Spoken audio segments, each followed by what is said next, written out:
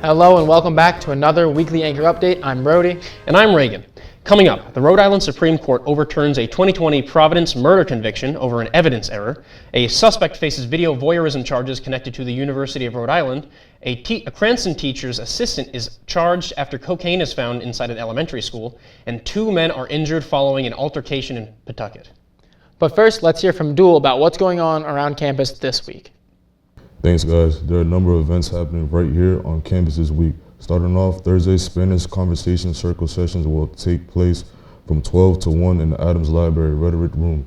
It is open to students and faculty and staff looking for a casual space to practice and improve their Spanish. Later that day, Rhode Island College will head to the State House for the RIC from 2:30 to 4. This annual event highlights the impact of college and its alumni while connecting with state leaders and the public. And Thursday night, the student community government is hosting the RIC Revival Concert at the Recreation Center from 7 to 10. The event will feature, along with opening performers Plastic Peaches and the Canal Door, open at 6 and tickets are required to attend. Looking ahead to next week, Advising Day is set for Wednesday, March 25th from 9 to 5 across multiple campuses locations.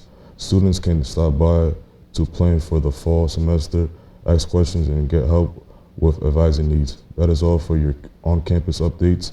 Now to the weather report with Jamie. Good morning, Anchors. This is your weekly weather brought to you by the Anchor TV newscast. I hope you all enjoyed the warmer weather over spring break. Unfortunately, that momentum is not continuing over the next few days. You'll need an umbrella for this upcoming week. Today and tomorrow, we will have partly cloudy skies with low temperatures sitting in the high 30s to the low 40s range. Storms are brewing up here in Rhode Island, with chances of showers ranging from 40 to 80%. All the way from Friday to Tuesday, quite a bummer to be frank, but hopefully Mother Nature will bless us with warm weather soon. That's all for the weekly weather. See you next week, Anchors. Hello and welcome back to the Anchor TV Weekly Sports Recap. My name is Tim Bean, Sports Manager. Let's get into the top highlights from spring break. Rhode Island College Gymnastics hosted the NCGA Regional East Championships on March 7th, the Anchor women placing 3rd out of 7 teams with a score of 192.2, the second highest in program history. Congratulations to senior Abby Bunch for setting a new program record on bars with a first place finish, a score of 9.775. She will compete at the NCGA National Championship in Cortland, New York this Friday. Softball took a trip to Claremont, Florida for their yearly spring break trip. Their best game was a 24-2 throttling of Marywood University on March 12th. Rick scored 13 runs in the 5th inning to cap off the resounding victory. Junior catcher Brianna Bailey was 2 for 3 with 4 RBI and 2 triples. Sophomore first baseman Jill Guilfoyle went 2 for 2 with 3 RBI, a triple, and sacked fly. Freshman pitcher Mia Crudale got the win, recording 5 strikeouts. Finally, the men's tennis team returned to action with a 7-0 sweep over Hartford for their first win of the spring. The doubles teams won 2 out of their first 3 matches to secure the first point. Sophomore Kyle Neuendorf's straight set finish at 6 singles clinched the swift victory for the Anchormen.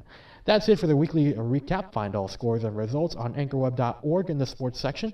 On to Joe Guilfoyle with what's coming up for Rick Athletics, as well as the latest Anchor TV interviews episode. Thank you, guys. Coming up for Rick Athletics, track and field will head to Myrtle Beach, South Carolina for 3 days, starting Thursday for the Shamrock Invitational. Baseball will play at Johnson & Wales on Thursday, starting at 4. They will also have their first home twin ball against Keene State this Saturday, starting at 12. Next Tuesday, they'll hit up Dean College for a 3:30 contest. Finally, softball travels down to Roger Williams University for a doubleheader on Saturday, starting at noon. They will also host Wheaton College for their first home game next Tuesday. First pitch is at 4. In new articles, Tim Yeen interviewed coordinator of student athlete support, Tony Rhinone, prior to spring break. Read about his career on anchorweb.org. Tim also interviewed Hunger Breed Success founder Eddie Vera and WPRI digital producer and assignment editor Ray Bakari for Anchor TV interviews. Find both interviews on the Anchor TV YouTube channel. Something else for the Anchor TV sports team, Jill Guilfoyle, Player of the Week. Back to you guys. A major legal decision out of Providence, where Rhode Island Supreme Court has overturned a murder conviction tied to a 2020 case. The court ruled that key evidence used during the original trial should not have been admitted, calling it a significant error that may have influenced the outcome. Because of that ruling, the conviction has now been vacated, and the case could be potentially retried depending on how prosecutors decide to move forward. Officials have not yet announced the next steps, but the decision is expected to have a major impact on how evidence is handled in future cases across the state. A suspect is now facing charges in a video voyeurism case connected to the University of Rhode Island. Police say the individual is charged with 2 counts after allegedly recording people without their knowledge in a private setting. The investigation involves locations tied to both South Kingston and Woonsocket, and authorities say the case remains active as they continue gathering information. University officials are aware of the situation, and police are asking anyone with additional information to come forward as the investigation continues.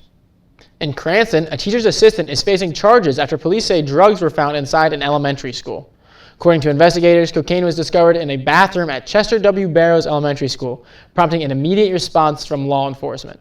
The staff member has since been charged with possession, and officials say there is no indication that students were directly involved or harmed.